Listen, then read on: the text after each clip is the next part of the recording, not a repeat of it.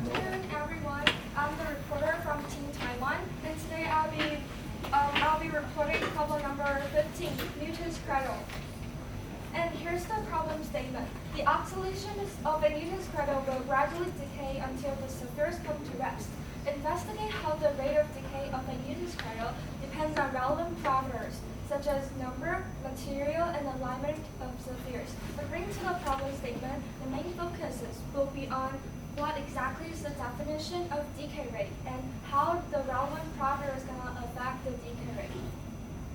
So here's my presentation outline. I'll start with an observation video showing and give some intuitive explanation, then move on to the theory part, which I'll be talking about the Hertzian contact model, the equation of motion for the Newton's cradle, and finally the simulation. And as for the experimentation, I'll introduce my equipment and set out for conducting the experiment. Then I'll have investigations on relevant parameters as the problem statement required. And move on to the conclusion part. Well, I'll have the record and experimental conclusion to summarize my presentation. And as for the observation, here's the observation video, which shows the Newton's cradle on when one point is released, the other side will have the phenomenon to live up without the movement in the middle bolt. And take a close look at it. We'll have this is the initial position where the ball has not been released, and this is the height this is the maximum height after 5 bounces. Then this is after 10 bounces, then after 15 bounces. Then we can observe that the maximum height will have a decay phenomenon. Then since we know that there will be the maximum height will gradually decay, so that we trace the trajectory of the ball that released, which is this ball, then we can get this graph, which is the y position of the release ball in a temporal system, which can show that the maximum height will have a decay tendency. And here's the graph that we derived from the trajectory. We use the tracker to derive these two graphs, which we have kinetic energy and potential energy. Since the height decay is inherently an energy decay, every time the ball release can transfer its potential energy to kinetic energy, there will be energy transformation. Thus, the energy is not all conserved. So both the kinetic energy and potential energy over time will have a decay tendency. Then my theory part, I'll be talking about the Hertzian contact, the equation of motion, simulation, and my definition for the decay rate. And here's the Hertzian contact theory, the assumptions. We assume that the strings are small and within elastic limit, and the area of contact is much smaller than the characteristic dimensions of the contacting bodies, which the surface are frictionless. And we know that the Hertzian, and this is the equation for Hertzian contact model. Then if two balls have collided with each other, the collision will deform ball instantaneously with an opposing force on the two balls. And E represents the Young's modulus of the ball, which is 200 GPa, and the R represents the radius of the ball, and X is the distance that deformed. And here shows the Poisson's ratio, which is 0.29 for steel. And when we model the collision in our experiments, we have that we define the overlap of two balls M and N as Z, which is two times the radius minus the distance between their centers, then we model the contact force. The force can be written like this. Then we'll have where the accent denotes the position of the ball we want to investigate. And here's the equation of motion for the Newton's cradle, the ball that released. And first is the collision. First two is the collision term, which represents the former ball hit the ball we wanna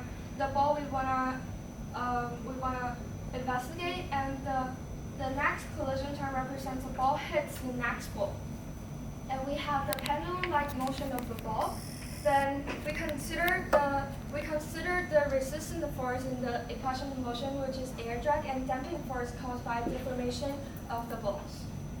And here's the simulation which we use MATLAB to simulate it. The dots represent the experiment, and the line represents the simulation, which the bounces of the ball they don't correspond to each other that much, but they have the same tendency that the ball will have little oscillation of it. And here's my definition of decay rate, which in the observation I trace the trajectory of the ball. Then we can get this graph, which is the y position of the ball. Then we find peaks of the y position, which will show the decay tendency. Then we curve with the exponential. Then we find the decay rate coefficient, which we define the alpha as my decay rate. And next is the experimentation, which I'll be talking about equipment and setup and the parameters I use to do my experiment. And here's the equipment which I constructed an iron frame to hold the ball, and here's the Newton's cradle, and we use an electromagnet to release the ball. And here's the photo of my setup. And firstly, we want to test the effect of air drag.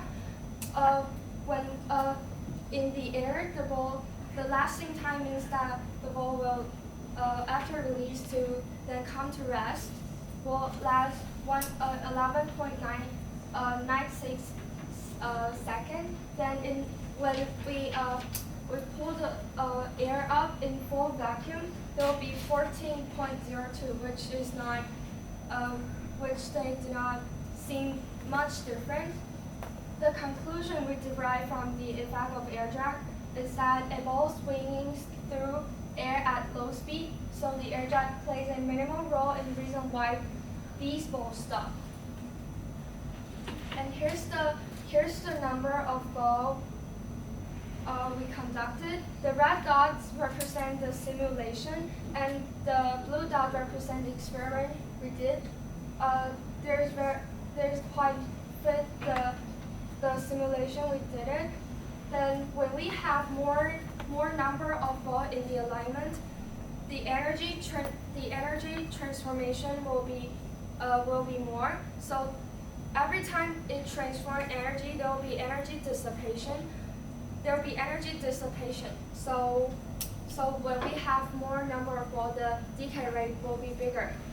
The maximum height will decay much faster than, and when we have only one ball in the alignment, that mostly affected by the air drag, since there will be no collision of it. And here, as for material ball, if we want to change the material ball, that will change a lot to the mass, the radius. So the solution we found out to change the solution we found out is to change the surface of ball. We then coat the ball with a layer of polydimethylsiloxane, which is PDMS, and then the layer is very thin compared to the radius of ball. It's about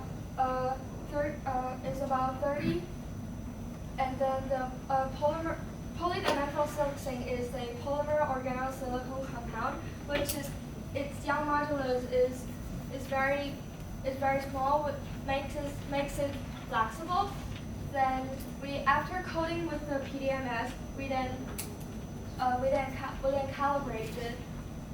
The radius of ball changed from 5.75 to 5.78, which only changed a little bit. The mass only changed a little bit too.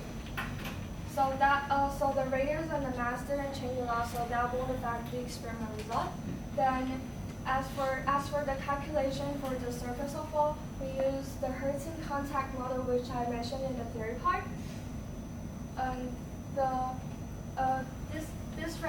This R represents the deformed radius, and the D represents the deformed distance, which is the maximum is to 15. So it won't press the surface of the steel. It only press the PDMS we coat. Then here's the experimental result for the surface of ball. The purple dot represents the balls with PDMS, and the blue dot represents its normal balls, which the decay rate is higher because it is in elastic collision. Then we have the alignment of ball, which we did the ball like this. Then here's the picture of it. Sorry for that. Here's the video of it. Then it will act like this. Won't have a obvious Newton's cradle phenomenon. This is because the force was all transformed into that ball, but they will have a component. So the momentum did not all transform to it. Then it will have. When we trace 2 and 3, they'll be bounces very fast. Then a conclusion.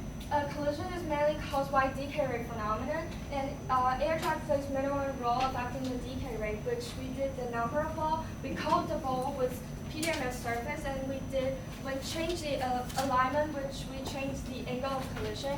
And thank you. This is the end of my presentation. Okay, thank you. Thank you for the report. We move on to clarifying questions from the bonus list. Okay, so you mentioned that you think that air drag is negligible. Do you incorporate it into your model or no? Yeah, we did that in our model. Okay, thank you. So do you incorporate any pendulum phase after the collisions have ended into your model? Okay. How do you define, you mentioned the ball's coming to rest. How do you define rest? The rest is that all the ball will move in the same motion. It won't have obvious Newton's cradle phenomenon. It won't So totally hold on. stop. So are you saying that the pendulum phase is not part of the Newton's cradle phenomenon? It is. You said that they're moving in the same motion. It's not part of the obvious Newton's cradle phenomenon. We only trace the trajectory of the release ball.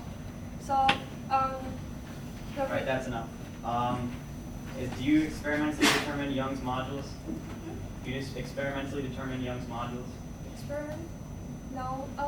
The Young's modulus I showed that in my theory part, which is 200 GPa. Did you see that? Yeah. For steel balls. How did you derive your kinetic energy graph? Kinetic energy derived from the x position. Okay. You disregard the y position then? Yeah, but as for trace the x position and trace the y position, we'll get the same decay rates. And you assume viscous drag? Pardon? Did you assume viscous drag, like depending on this v? Is your drag dependent on velocity or velocity squared? Velocity. Okay. Is the airflow around the ball, do you believe, laminar or turbulent? Short answer, please. Is it turbulent? Okay, thank you for the questions. Now I have your preparation. Okay. Obviously, I think it's turbulent as well. It can't. Yes, it is. I'm also going to talk about what she thinks if you measure gases. Okay, so we can have but she doesn't. She missed gap. She doesn't explain why yeah, she doesn't have more knowledge. She also was talking about why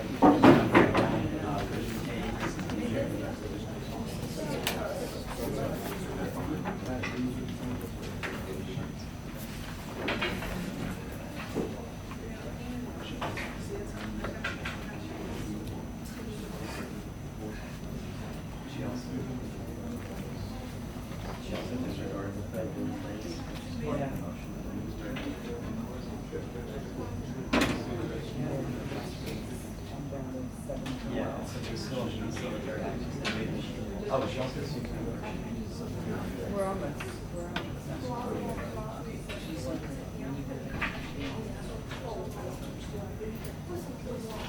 Yeah, I don't understand either. So she said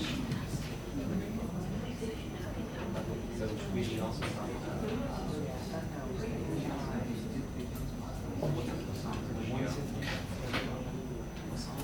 so points to discuss is that why did she disregard friction? How does she think that other members like gas would affect it? Why did she why did she think the number of balls is not increased? You know, talk about no, because well, I'll ask if she can use the space for 8 balls. So talk about why they're dragging the measure.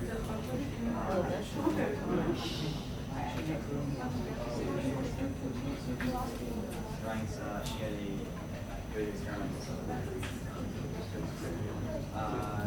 Yeah, well, so she turned down the modulus. She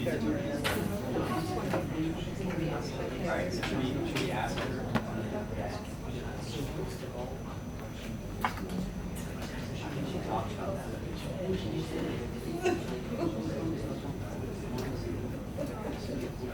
Talk about also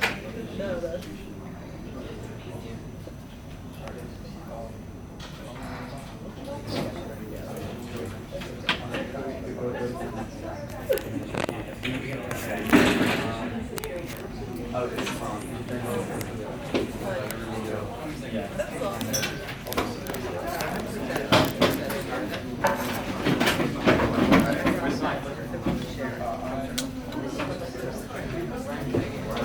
Oh, I got it.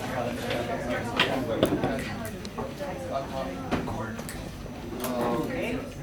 So preparation time is up. Please start your opposition and clock is running.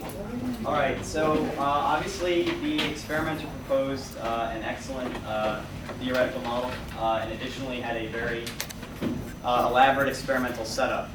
However, we do have some questions. We liked how you controlled external variables with your experimental design with the electromagnet. We liked how your data was consistent with your mathematical model. We liked your explanations, mostly for why more balls increase the rate of decay. However, we do have some questions.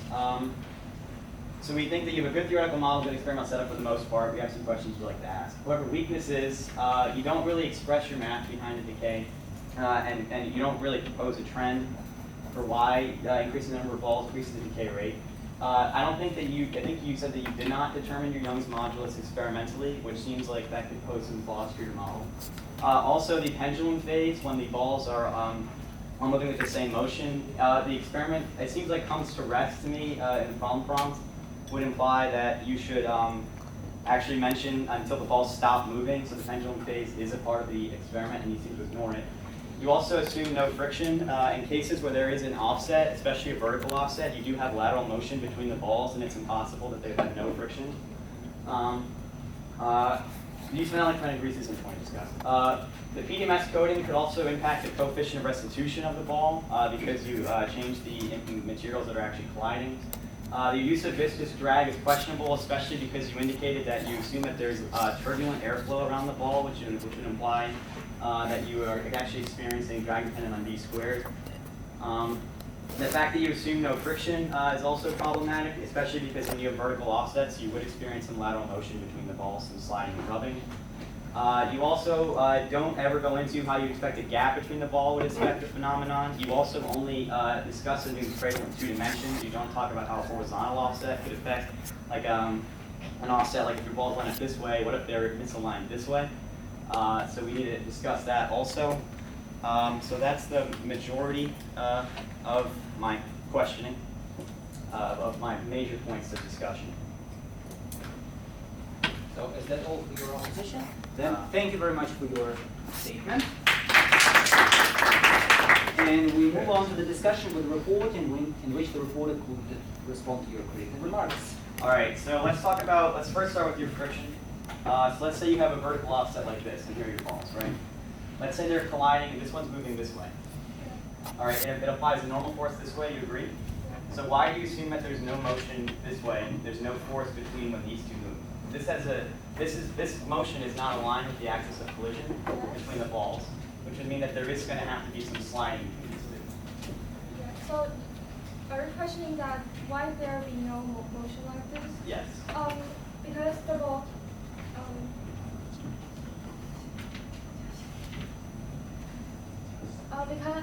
Because the ball will, because there is ball there is ball here, so the ball won't swings up that much, but it will like. But there is a normal force between the ball. This ball string is here. It wants to keep moving upwards, right? So why wouldn't there be any force that causes friction between these two balls? Pardon? So this ball string, it wants to move upwards. It's at the bottom of the swing. It wants to move upwards. So why wouldn't there be any rubbing between these two balls to stop that motion? As you can see in my experimental video, that the alignment of ball is quite chaotic. It's friction that caused the decay to be up, not. But you said you didn't incorporate friction into your model. I did calculate friction in my model. Okay, I'm sorry, I misunderstood that then. All right, so let's also talk about, you said that the problem prompt, it says you should investigate the phenomenon until the ball is shown to rest, right? So you define rest as when they're all moving in the same direction. The rest, my definition for the rest is that all balls synchronize. But that's not coming to rest. Coming to rest means that the ball stops moving. And especially when, okay, so if you're... But when all balls synchronize, there will be only pendulum-like motion. Which is still there won't part be of the any Newton's collision. cradle. There won't be collision. I understand that there won't be collision, but the Newton's cradle isn't just the collision part, it's so the balls stop moving, come to rest, stop moving. Okay, so if you disagree with me, that's fine. Okay, I disagree with you, but that's all right. So let's say you have a ball moving through the air. You said that you would assume turbulent flow over the ball, right? No, laminar. Direction laminar. Okay, so you know the drag derivation depends on the speed of the ball, right, and the surface, the cross-sectional area of the ball. So you have a high cross-sectional area of the ball, right, and you're moving with relatively high speeds, which would lead to a Reynolds number calculation of about 1,000, which would mean that you would not have viscous drag, you would have drag dependent on v squared. So why did you choose to incorporate linear drag?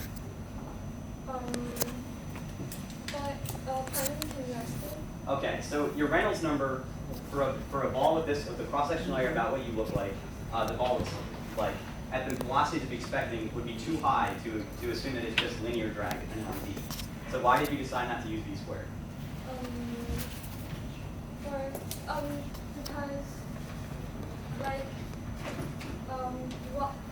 why I use v is that the ball, since my ball is not very big, It is big. no.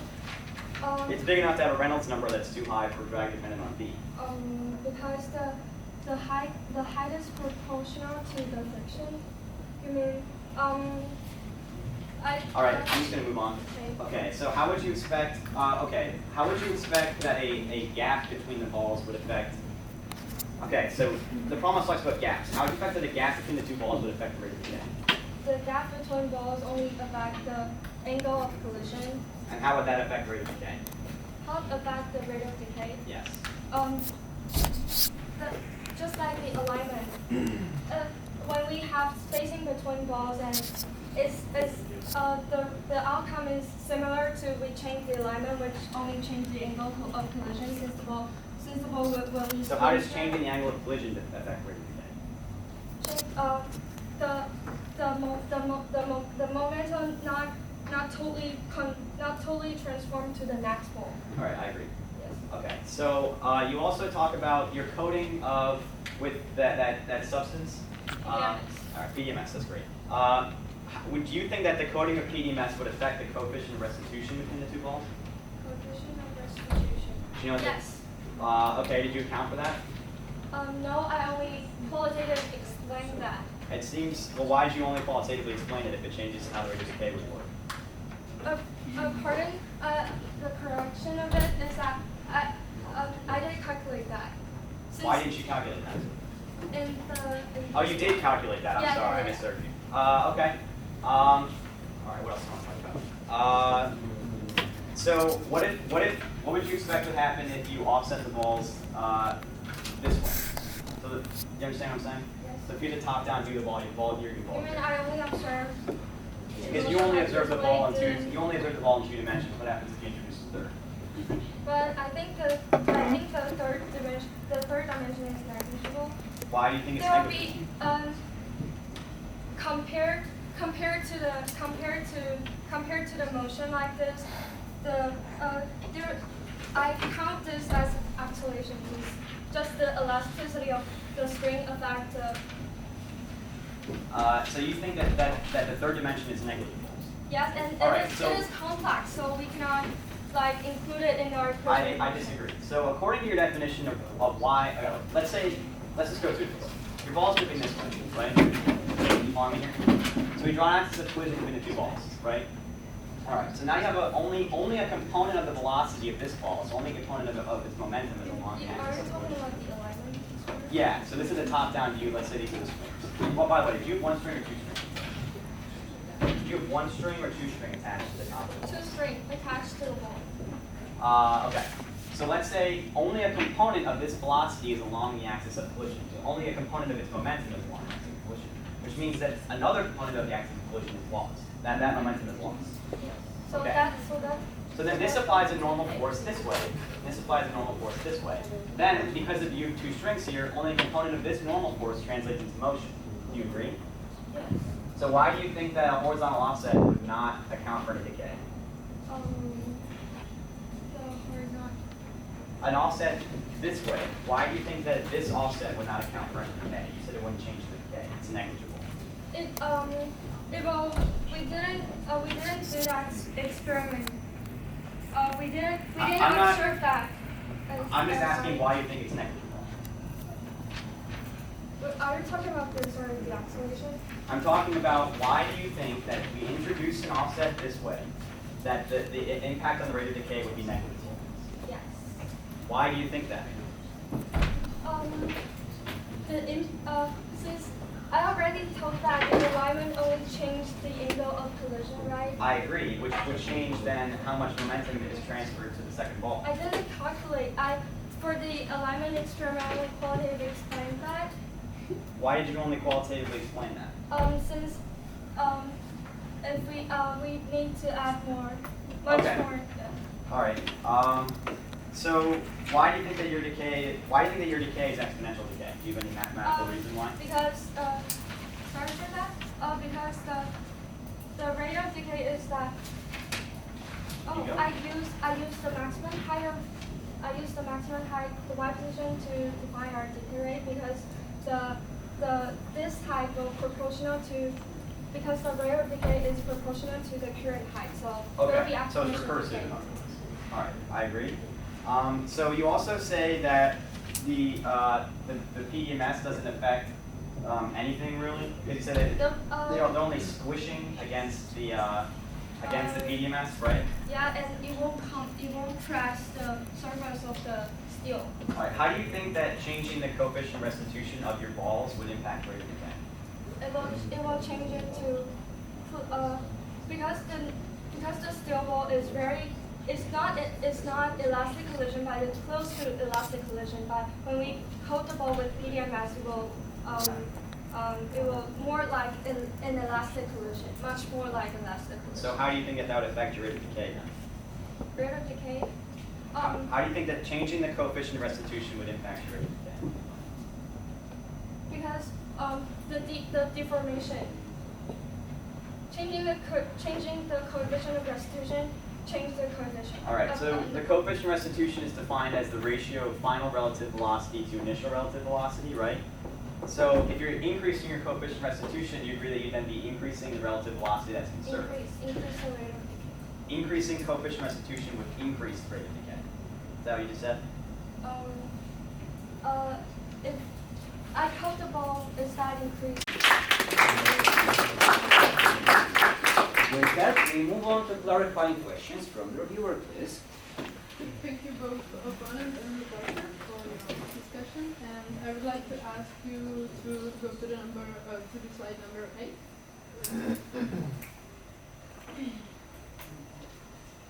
Yes. Why is the kinetic energy and potential energy different? Like the You mean the decay? no, the value of the potential and kinetic energy. Like this is a 0.0016 and this is 0. Yes, there will be differences. The potential energy, since the potential energy depends on we put the losing cradle here or we put it on the ground. So the potential energy will be different. And as for here, because but it is when it's not released and after release. Okay.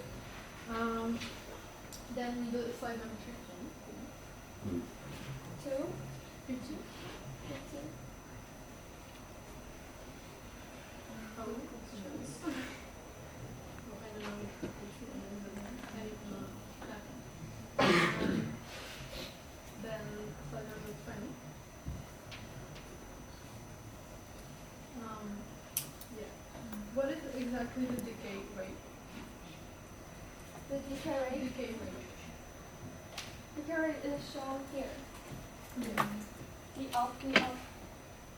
The value of alpha. So it is the exponential. Yes. Okay, thank you. And what is the ideal condition for the longest time, like texting the what are the conditions? Other condition like what? Like The bubble. longest time the Newton's cradle is gliding. What you mean one ball? You No. mean one ball sliding? One ball, right? Yeah. One ball. And the opponent, why are you asking about the airflow? Because if they, when they say that the airflow is like irrelevant. It seems, well, obviously a decent percentage of the energy is also being lost during the swinging phase. And if they accommodate that incorrectly due to the fact that they're using linear drag, that could cause a decrease in a disagreement between model and experiment. And additionally, I do believe that the second pendulum phase is significant, and that includes swinging. And all the energy that causes that to stop swinging is lost to drag, which means that it clearly has an effect on the decay of the system. We're out of time. Thank you for your questions. Now you have your preparation